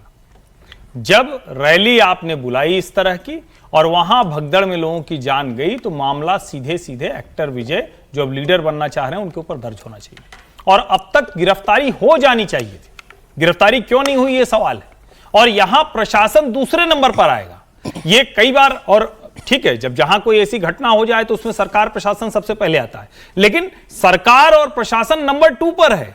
सबसे पहले वो व्यक्ति जिसने ये रैली की, जिसका ये इंतजाम था, जिसको ये अनुमान था कि हमारे इतने लोग मिलने आएंगे, फिर आपने जो समय तय था उससे थोड़ी देरी हो गई। कई बार होता है, ये राजनीति में कई बार हो जाता है, लेकिन इस तरह की देरी के बाद जब आपको पता है कि भीड़ हो गई है तो पहले उसका इंतजाम करना चाहिए था। और उससे भी ज्यादा जो घटिया हरकत की है जो विजय के समर्थकों ने, उसके बाद क्या किया, रील बनाकर चला रहे हैं। उनके समर्थक लिख रहे हैं कि अरे उसके बाद विजय ने तो जो पानी जिनको चाहिए था उनको पानी ऊपर से भेजा, प्यासे लोगों को भेजा, कहा कि भाई एम्बुलेंस के लिए रास्ता दे दो। क्या हरकतें कर रहे हैं? ये फिल्मी दुनिया को आप रियल लाइफ को रियल लाइफ में उतारने की कोशिश कर रहे हैं। और मैं इस बात पर बार बार कहता हूं, पहले भी कह चुका हूं, उत्तर प्रदेश में को क्या नाम था उसका, जो उसका नाम भूल रहा हूं मैं, 100 के आसपास लोग उसमें शायद मारे गए। इटावा या कहा, मैं वो बाबा, भोले बाबा, भोले बाबा, जो अपने को कहता था कि मैं तो भगवान का ही अवतार हूं, उसके खिलाफ कोई कार्रवाई नहीं हुई, कोई कार्रवाई नहीं हुई। वो आदमी गायब हो गया। इतना बड़ा साम्राज्य, इतनी गंदगी करता था, जाने क्या क्या गंदे गंदे काम करता था वो, और वो उसको नहला के और फिर उसी को चरणामृत की तरह लोग देते थे, और जाने मतलब क्या, मैं उसको बात नहीं कर सकता हूं। जो उस वक्त रिपोर्ट आई, गायब हो गया वो, उसका कोई पता नहीं। ऐसे ही कोई भी घटना होती है। और देखिए, जब मंदिर में कहीं भगदड़ होती है, जब किसी धार्मिक आयोजन में भगदड़ होती है, तो हम उस पर अलग तरह से बात करें। मैं इसको थोड़ा डिफरेंशिएट करके देखना चाहता हूं। आरसीबी के मैच में जो हुआ, वहां जब कहेंगे हाँ वहां प्रशासन की सीधे जिम्मेदारी थी, लेकिन यहां पहली जिम्मेदारी एक्टर से जो लीडर बन रहे विजय की है। एफआईआर क्यों नहीं दर्ज हो रहा है, ये सवाल पूछा जाना चाहिए। कितना आसान लगता है ना, ऊपर से आए, अचानक से ड्रॉप हो गए, फिर जब मन किया ऊपर से अचानक से एयरलिफ्ट हो गए और फिर निकल गए। पीछे जो होगा होता रहेगा, देखा जाएगा। क्यों? क्योंकि आप सुपरस्टार हैं, लोग आपको प्यार करते हैं। इस प्यार का आप नाजायज फायदा उठाते हैं, और इस पूरी घटना में वही नाजायज फायदा है जो इस सुपरस्टार विजय ने उठाया। पश्चिम बंगाल में ऑपरेशन सिंदूर पर बने हुए पंडाल पर सियासत हो रही है। कोलकाता में ऑपरेशन सिंदूर की थीम पर बने संतोष मित्रा स्क्वायर दुर्गा पूजा पंडाल को नोटिस भेजे जाने के बाद सियासत तेज हो गई है। गृह मंत्री अमित शाह ने 2 दिन पहले इस पंडाल का उद्घाटन किया था। अब कोलकाता पुलिस ने संतोष मित्रा स्क्वायर दुर्गा पूजा पंडाल में लाइट एंड साउंड लगाने वाली जयपुर की कंपनी को लाइसेंस और दस्तावेज को लेकर नोटिस भेज दिया। पंडाल के आयोजक और बीजेपी पार्षद सजल घोष ने प्रशासन पर असहयोग का आरोप लगाते हुए पंडाल बंद करने तक की धमकी दे दी है। पश्चिम बंगाल की मुख्यमंत्री ममता बनर्जी जी एक दुर्गा पंडाल में बहुत अकीदत के साथ, बहुत इबादत के साथ, बड़े सिजदे के साथ ताली बजाते हुए इस गाने का आनंद ले रही हैं कि जल्दी मुझे ले चलो, मेरे दिल में है काबा और नजर में मदीना। मेरा मानना है इसमें कोई बुराई नहीं है। किसी के भी दिल में काबा हो सकता है और नजर में मदीना हो सकता है। ममता जी के दिल में काबा और नजर में मदीना हो, राहुल जी के दिल में काबा और नजर में मदीना हो, इसमें कोई समस्या नहीं है। मगर शक तब पैदा होता है कि ये नवरात्र के पावन पर्व पर दुर्गा पंडाल के अंदर पश्चिम बंगाल की मुख्यमंत्री के द्वारा ही की उपस्थिति में और उनके प्रोत्साहन के साथ क्यों गाया जा रहा है। वो लोग जो आमंत्रण करने पे राम मंदिर नहीं गए, वो बगैर आमंत्रण के दुर्गा पंडाल में आकर काबा और मदीना की अकीदत अपने दिल से इजहार कर रहे हैं। तो मुझे ममता बनर्जी जी से हम ये प्रश्न पूछना चाहते हैं और राहुल गांधी जी से भी प्रश्न पूछना चाहते हैं कि इस विषय के ऊपर आपकी पार्टी का असली मंतव्य क्या है, यह हमें स्पष्ट जानना है।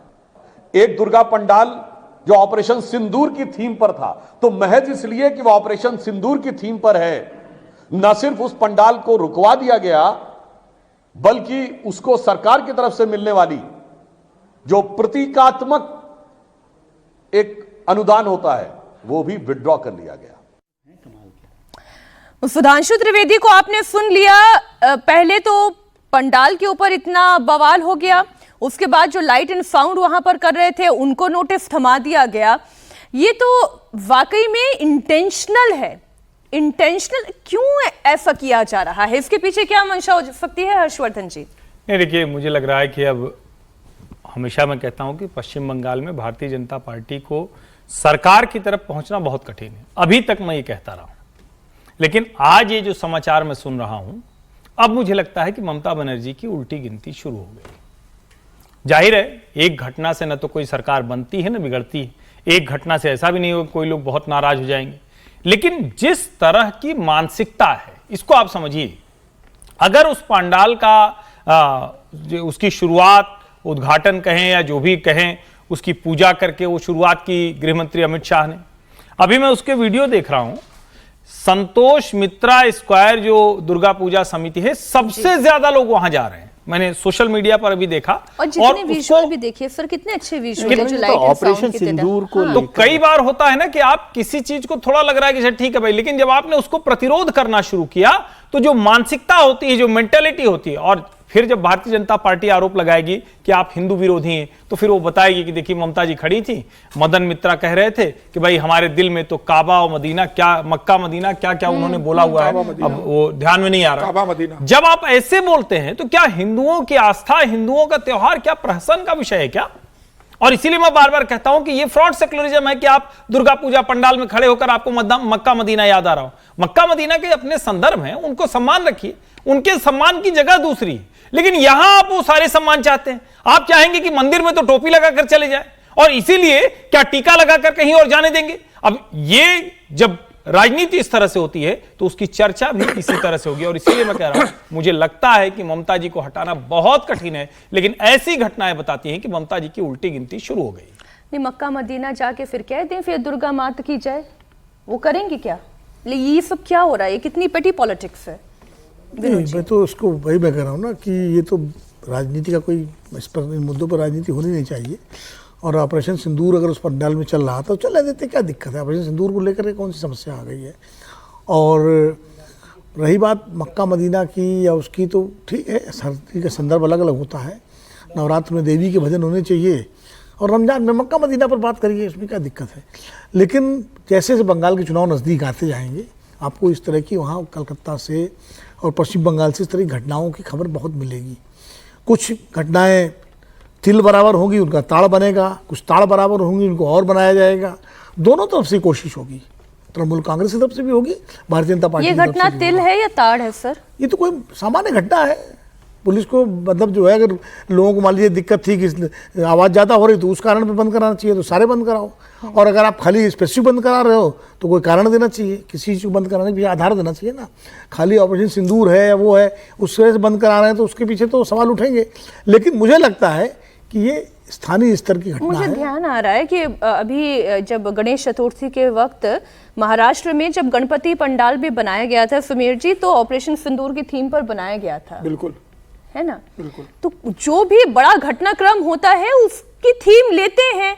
ऑपरेशन सिंदूर थी, ऑपरेशन सिंदूर दी, अगले साल कोई और दूसरी घटना होगी, कोई सामाजिक होगी, कोई वैश्विक घटना होगी। भाई कभी कभी इकोसिस्टम पर होता है। बिल्कुल, कि आपकी ग्रीनरी होनी चाहिए, ग्रीन गणपति जी होंगे, ग्रीन पूरा पंडाल होगा, ग्रीन दुर्गा पूजा होगी। इतनी आपत्ति ऑपरेशन सिंदूर से। और देखिए, अभी जब प्रधानमंत्री मोदी ने स्वदेशी का जिक्र किया था तो महाराष्ट्र में एक गणपति पूरे स्वदेशी के थीम पे बने हुए थे कि स्वदेशी के लिए आत्मनिर्भर कर थीम पे मैसेज देने के लिए बनाया गया था।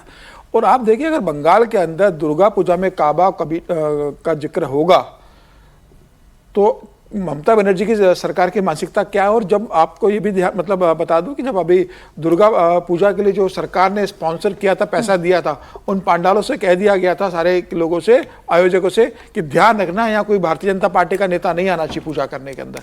आपको जो पैसा दिया जा रहा है, सरकार पैसा दे रही है। बयान रिकॉर्ड ममता बनर्जी की तरफ से बयान दिया गया था, नेताओं की तरफ से।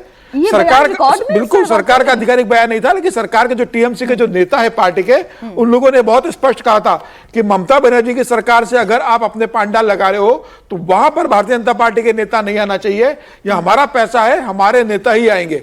इस तरीके से अगर बंगाल के अंदर ममता बनर्जी मुसलमानों को जिस तरह के तुष्टिकरण की राजनीति करने की कोशिश कर रही है कि भाई आप किसी को नोटिस दे देते हो, हम पैसा दे रहे तो वहां भारतीय जनता पार्टी का नेता दर्शन करने नहीं आ सकता, वहां पर आप काबा और कबीला के आप वहां पे गाने बजवा रहे हो, तो ये बता रहा है कि ममता बनर्जी बांग्लादेश की जो स्थिति है वही बंगाल का अंदर लेकर आना चाहती है। लेकिन अब जिस तरीके से प्रधानमंत्री मोदी का भी लगातार दौरा हो रहा है, अमित शाह वहां पर गए थे, इस बार वहां पर ममता बनर्जी का सत्ता परिवर्तन बहुत जरूरी है, क्योंकि बंगाल का जो भद्र लोग है, जो पढ़ा लिखा तबका है बंगाली, वो भी समझ गया है कि ममता बनर्जी की राजनीति अब कहां जा रही है, और अभी अगर ममता बनर्जी से छुटकारा नहीं पाया तो बहुत देर हो जाएगी।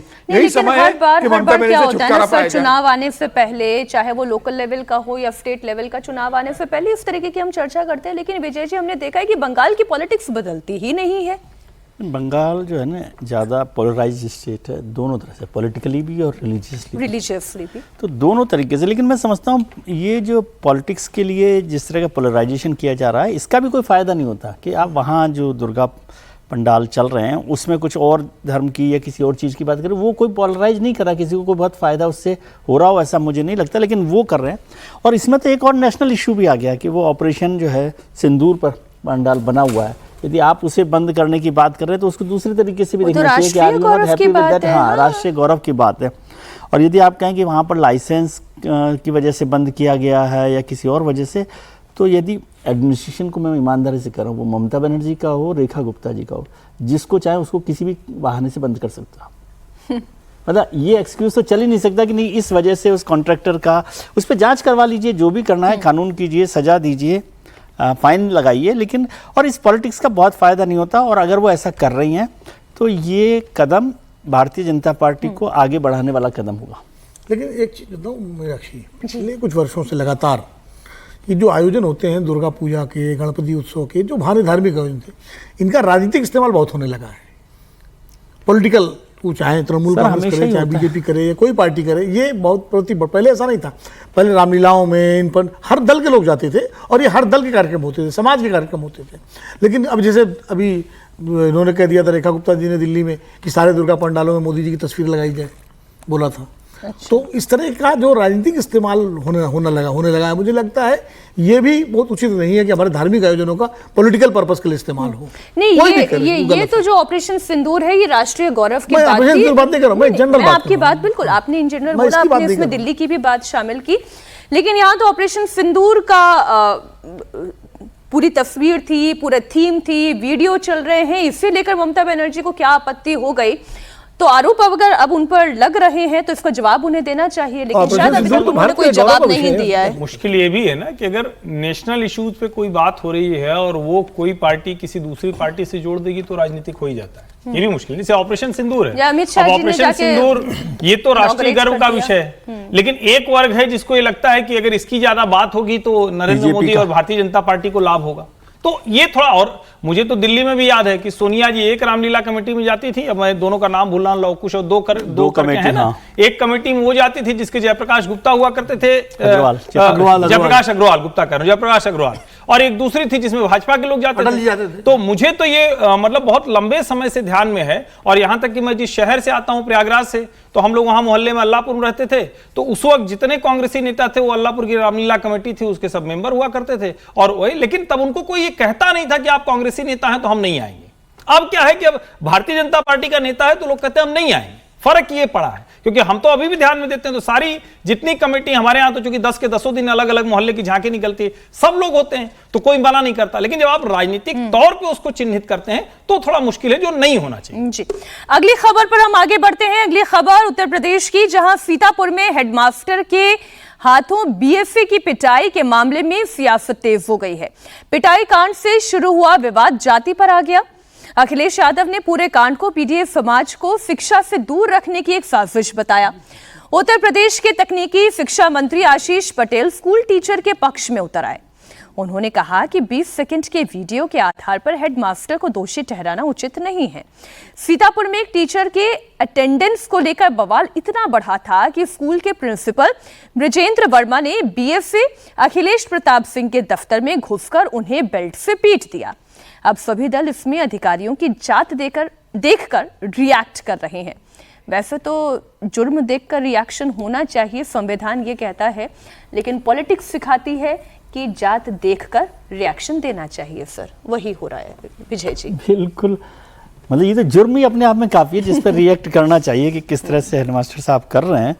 लेकिन कई इलाके ऐसे होते हैं वहाँ, अभी तो योगी जी ने वो लेके आए थे ना कि जाति कि रैलियां नहीं होंगी, जाति नाम नहीं लिखेंगे, और उसी जाति पे फिर राजनीति हो रही है। लेकिन यहाँ पर जुर्म में जाति को जोड़कर वो देखा जा रहा है। वो इलाका ऐसा है कि जहाँ पर हर चीज को जाति के चश्मे से देखने से थोड़ा सा जुर्म भी बढ़ जाता है। अब अखिलेश जी इस पर भी रिएक्ट कर सकते हैं भी कैसे ये जुर्म किया जा रहा है, कैसे कोई बेल्ट से पीट रहा है, तब भी बात उतनी होती ना। लेकिन उसका मानवीय पहलू नहीं, मानवीय पहलू जो है वो पीछे रह जाता है। डबल हो गया ना। हाँ। कि नहीं, जाति भी उसकी पिछड़ी है तो उसको आप मार रहे हैं, क्या कर सकते हैं। नहीं मीनाक्षी, ये जो विजय जी कह रहे हैं बहुत गंभीर मसला है, और अखिलेश जी जो मुद्दा है उस पर बात करते तो बड़ा अच्छा रहता। अब चूंकि ये पीटने वाला पिछड़ी जाति का है, जिसके ऊपर बेल्ट चला रहे हैं बीएसए, वो शायद राजपूत है, मुझे जहां तक ध्यान में आ रहा है। लेकिन ये मसला क्या है, ये चला रहे हैं वो क्या, वो पिछड़ी जाति की, वो पिछड़ी जाति का प्रिंसिपल जो है। हाँ, वो वर्मा अखिलेश जी किसके पक्ष में है? अखिलेश जी प्रिंसिपल के पक्ष में। अरे सर, आप गजब सवाल पूछ रहे हैं। ऑब्वियसली वो पीडीए के पक्ष में है। नहीं, लेकिन इसमें जो गंभीर बात है जी जी, कि ये सारा मसला इसलिए हुआ क्योंकि प्रिंसिपल ये कह रहा है कि एक महिला टीचर है जो स्कूल आती नहीं लेकिन कहती है अटेंडेंस लगाओ, और उसको बीएसए साहब वो समर्थन दे रहे हैं। अब अगर ऐसा है तो ये तो हरकत किसी की नहीं मानी जा सकती कि प्रिंसिपल जाके वो बीएसए को पीटने लगे। लेकिन निश्चित तौर पर प्रिंसिपल को उसकी शिकायत दर्ज करानी चाहिए थी, बीएसए नहीं तो उसके ऊपर करानी चाहिए, ऊपर करानी। यहां, और ये पूरे प्रदेश का मसला है, हर जगह होगा कि टीचर क्या है, जिसका जुगाड़ है वो किसी को पैसा देकर या बीएसए को कर या जो भी। तो अब ढेर सारा मामला चला। अब अखिलेश जी की मुश्किल ये है कि वो हर चीज में पीडीए जोड़ने के प्रति इतना आग्रही है, मतलब आग्रही क्या दुराग्रही हो गए हैं कि मसला ही खत्म हो जाता है। अब इतना गंभीर मसला है, इस पर तो उनको बात करनी चाहिए। ये तो बहुत ही अजीब बात कर रहे हैं सर। मैं जरा पढ़ दूं, जिन गांव में पीडीए समाज के लोग अधिक हैं और उनमें भी मल्लाह जैसे समाज जिनके बीच पीडीए की नई चेतना का प्रसार हो रहा है, वहां भाजपा सरकार पीडीए पाठशाला खुलने के डर से आप सीधे स्कूल बंदी नहीं करवा पा रही, तो सत्ता सजातीय लोगों के द्वारा टीचर ना भेजकर झूठी हाजिरी लगाने का दबाव प्रधान अध्यापकों पर बनवा रही है। कौमा बड़ा मुश्किल से आता है इनकी बात में। ये भी स्कूल बंदी का एक और नया तरीका है। ये स्कूल बंदी का तरीका बता रहे हैं और फिर कह रहे हैं कि सत्ता पोषित उच्चाधिकारियों के दुर्व्यवहार से ही जो अंतहीन आक्रोश उपजता है वो अंततः हिंसक भी हो जाता है। नाइंसाफी किसके साथ हो रही है? पूरी बात में खाली बातों के छल्ले बनाते रह गए विनोद जी। नाइंसाफी तो जो गलत कर रहा है उसके खिलाफ भी न्याय होना चाहिए, और जो बेल्ट से पीट रहा है उस पर भी न्याय होना चाहिए। दोनों तरफ से न्याय होना चाहिए। बेल्ट से पीटना कोई समाधान नहीं है, और बिल्कुल नहीं है। अपने आप में भी अपराध है कि आप एक अधिकारी को बेल्ट से पीट रहे हैं। मुझे लगता है कि इसमें जो वर्मा जी, जो प्रधानाचार्य जी हैं, उनको सही कह रहे हैं हर्षवर्धन जी, कि वो अगर शिक्षिका नहीं आ रही है और बीएसए दबाव डाल रहे हैं, उनको अटेंडेंस दीजिए, तो बीएसए के ऊपर डीआईओस होते हैं, डिस्ट्रिक्ट इंस्पेक्टर ऑफ स्कूल्स होते हैं, उनको आप शिकायत कर दीजिए और बड़े अधिकारियों को कर दीजिए और कंप्लेंट भेजिए। अब जाके बेल्ट से पीटने लगे, ये तो मतलब अपने आप में जो है अपराध है। गलती किसी की भी हो, आपको बेल्ट से मारने का अधिकार तो नहीं है। ये तो नहीं है। लेकिन जो गलत कर रहा है उसको भी गलत करने का अधिकार नहीं है ना। इसकी जांच करानी चाहिए। अगर बीएसए दबाव बना रहे हैं कि किसी महिला टीचर का आप अटेंडेंस लगाइए, और ये पूरे प्रदेश की समस्या है ये, चूंकि मैं तो निजी तौर पर जानता हूं बहुत से टीचर हैं वो जाएंगे नहीं, कुछ पैसे देकर कुछ जुगाड़ लगाकर और आप अपनी अटेंडेंस लगवा देते हैं। और पीएचसी वाले डॉक्टर, हाँ, वो भी वहां भी ये चलता है, गाँव नहीं जाएंगे, उसके पैसे दे देंगे। तो ये तो पूरे प्रदेश की समस्या है और इसकी जांच कराई जानी चाहिए। करा करके इनके ऊपर जो कार्यवाही हो प्रधानाचार्य जी पर तो अलग है, लेकिन बीएसए पर भी जो है जाति से नहीं जुड़ता है, ये सबकी अपराध है। ये तो मीनाक्षी जी, मुझे लगता है कि भाई ये तो मतलब ये अगर एक टीचर मारपीट कर रहा है तो शिक्षक कैसे है, मतलब देखना शिक्षक क्या शिक्षा देगा छात्रों को। जो शिक्षक इस तरह से व्यवहार कर रहा है वो अपने छात्रों को क्या शिक्षा देगा। तो मुझे लगता है कि यूपी में तो इस बात पे भी योगी सरकार को बहुत ध्यान देना चाहिए कि भाई कैसे शिक्षक उनके अपॉइंट किए हुए, मतलब पुराने समय से है, कब से, कि जो इस तरीके से हिंसा का इस्तेमाल कर रहे हैं। और कई शिक्षक स्कूल नहीं आ रहे, उनकी अटेंडेंस लग जाती है, स्कूल बंद कर दिए जाते हैं। अब स्कूल की हालत, मतलब पूरे देश के अंदर शिक्षा की जो व्यवस्था है, चाहे उत्तर प्रदेश हो, बिहार हो, हालांकि अब काफी सुधरी है, लेकिन उसके बाद भी अगर ये सीन देखने को मिल रहा है तो ये बताता है कि राज्य की शिक्षा व्यवस्था, शिक्षा माफिया और शिक्षा के अधिकारी किस तरीके से अपना सिंडिकेट चलाते हैं, ग्रुप चलाते हैं, किस तरीके से वहां पे एक आपराधिक तंत्र स्थापित हो गया है। मतलब पैसों का बड़ा लेन देन होता होगा, इसके पीछे तमाम भ्रष्टाचार होते होंगे। तो पूरी जांच होना चाहिए। अगर शिक्षा व्यवस्था इतनी खराब होगी तो छात्र कैसे पढ़ के निकलेंगे वहां से? बिल्कुल ठीक बात। एक और अब अगली खबर पर उसको लग रहा हो जो बेल्ट से मार रहे हैं कि ये लातों के भूत है। आपका ये जो हल्के से आता है ना सरकाज़्म, जबरदस्त होता है। मंत्री जी जब कहते हैं लातों के भूत, बात तो नहीं मानते, तो उन्होंने अमल कर दिया उस पर। आ गई थी बात। हरियाणा की बात कर लेते हैं। हरियाणा के नूंह में चोरी और साइबर ठगी के आरोपियों को पकड़ने गई पुलिस टीम पर हमला किया गया। पुलिस टीम पर कई राउंड फायरिंग भी की गई। इसमें पुलिस ने एक्शन लेते हुए 13 आरोपियों को अरेस्ट किया है। नूंह की तावडू में पुलिस टीम आरोपी आजाद शाहिद नाम होना चाहिए, शाहिद शाहरुख और अन्य आरोपियों को पकड़ने के लिए रेड डालने के लिए पहुंची थी। जैसे ही पुलिस ने दबिश डाली, आरोपी आजाद ने पिस्टल से पुलिस पर फायर कर दिया, जिसके बाद उपद्रवियों की टीम आ गई और पुलिस टीम पर पथराव किया गया। मौके से राइफल, देसी कट्टा, अन्य हथियार बरामद किए गए हैं। गांव में तनाव को देखते हुए अतिरिक्त पुलिस बल तैनात किया गया है। तो साइबर ठगों को पकड़ने के लिए गई अवैध हथियार और राइफल तक से हमला कर दिया गया। तो सबसे बड़ा तो सवाल यही है कि इसका मतलब एक पैरेलल सिस्टम पूरा चल रहा है। पैरेलल सिस्टम नहीं चल रहा होता तो फिर ये अवैध हथियार कहाँ से आते? वाहन चोरी का मामला, मेवात जो है ना जी, ये साइबर क्राइम के लिए और ये जो इस तरह के जो फ्रॉड होते हैं उसके लिए बहुत बदनाम है। सीरीज भी बनी थी, मुझे ध्यान वो जामताड़ा भी बनी थी। अच्छा, वो जामताड़ा में थी। अच्छा, ये मेवात की है। ये भी उसी उसमें जो है बहुत बदनाम है ये इस मामले में। तो हो सकता है कुछ इस तरह का गिरोह चल रहा हो और पुलिस ने वहाँ पर रेड की हो, इसीलिए जानकारी मिली हो। लेकिन अब जिस तरह से पुलिस पे हमला हुआ है तो आप समझ सकते हैं कि गिरोह जो है साधारण गिरोह नहीं, उसके पास हथियार भी हैं, उनको समर्थन भी है। तो ये बहुत गंभीर मसला है।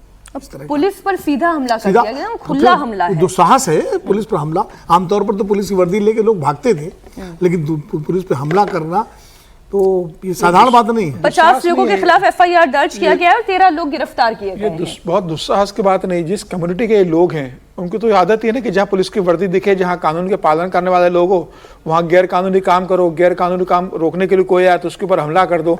जो बरेली में भी कल क्या हुआ था, यही हुआ था ना। हथियार थे, असले निकले उनके पास, बंदूकें निकली उनके पास, तमाम तरह के हथियार निकले। जब कल पुलिस ने जो बताया था आर्या जी ने, बरेली के SSP साहब ने, कि किस तरीके से हथियार उनके पास जब्त हुए। तो अब इस तरीके से हथियार लेके आप रह रहे हो, वहां पर गैर कानूनी काम कर रहे हो, पुलिस आपको पकड़ने आ रही है, जांच करने आ रही है, तो पुलिस पर हमला कर रहे हो, सीधे सीधे आप प्रशासन पर हमला कर रहे हो। पूरे उत्तर प्रदेश में ऐसे असामाजिक तत्वों की मुझे लगता है एक धरपकड़ शुरू करना चाहिए। ये तो हरियाणा का मामला है। हाँ, ये तो हरियाणा में हो, लेकिन उत्तर प्रदेश में भी बहुत बड़े स्तर पर होता है ये। और हरियाणा में भी इस बात की बहुत जरूरत है। अब तो सैनी साहब की बात सरकार है, बीजेपी की है। बिल्कुल नहीं, सैनी साहब की सरकार है। सैनी साहब तो जिस तरीके से वहां काम कर रहे हैं, ज्यादा टाइम नहीं हुआ है। 10 साल से नूह में तो अभी पिछले टाइम दंगा भी हुआ था, अभी बहुत समय नहीं हुआ। हनुमान जयंती पे जिस समय नूह पे दंगा हुआ था, जिस तरीके से पथराव हुआ था, कितना बड़ा बवाल मचा था वहां पर। लेकिन ये जो हमीद जी ने कहा कि एक कम्युनिटी की, मैं इससे थोड़ा सा, विकास दुबे किसी और कम्युनिटी का था जिसने पुलिस पे 9 लोगों को मारा था, समझे? वो भी ऐसा नहीं। जावली अपराध की कोई कम्युनिटी नहीं। जावली गांव जो है यहाँ है, वहाँ दिल्ली पुलिस हमेशा रेड मारती थी और मदन भैया वगैरह सब थे और खूब मुकाबला होता था। तो कम्युनिटी से सवाल नहीं है, ये अपराधियों का मसला है, वो किसी भी कम्युनिटी में हो सकता है। एक पॉइंट में जोड़ दूं बस, मेवात का ये पूरा इलाका बहुत बदनाम है। यहाँ बेरोजगारी बहुत है, अपराध बहुत होता है। निश्चित तौर पर मुस्लिम ही सबसे ज्यादा है। दंगा भी जब हुआ था ब्रजमंडल यात्रा के समय, उसके बाद पुलिस लगानी पड़ी थी। जो विनोद जी ने कहा उस संदर्भ को समझिए। जामताड़ा के बाद सबसे ज्यादा साइबर अपराध इसी नूह मेवात से होता है। भारत सरकार की इससे निपटने की क्या रणनीति है? एक तो कानूनी व्यवस्था है जो राज्य सरकार करेगी। केंद्र सरकार ने इसको आकांक्षी जिलों की लिस्ट में डाला है, एस्पिरेशनल डिस्ट्रिक्ट की लिस्ट में, जिससे कि यहाँ जो इंफ्रास्ट्रक्चर हो तैयार हो सके, उनको रोजगार मिल सके, उनको बेहतर तरीके से मुख्यधारा में लाया जा सके। और जाहिर जो अपराधी हैं वो तो अगर मतलब हिंदू है मुसलमान उससे फर्क नहीं पड़ता, अगर वहां वो मुस्लिम है तो उससे थोड़ी छोड़ दिया जाएगा। मुझे लगता है वो काम बिल्कुल ठीक। आज कहानी कुर्सी को हम यहीं पर समाप्त कर रहे हैं। बहुत शुक्रिया हर्षवर्धन जी, विजय जी, विनोद जी, समीर जी हमारे साथ जुड़ने के लिए।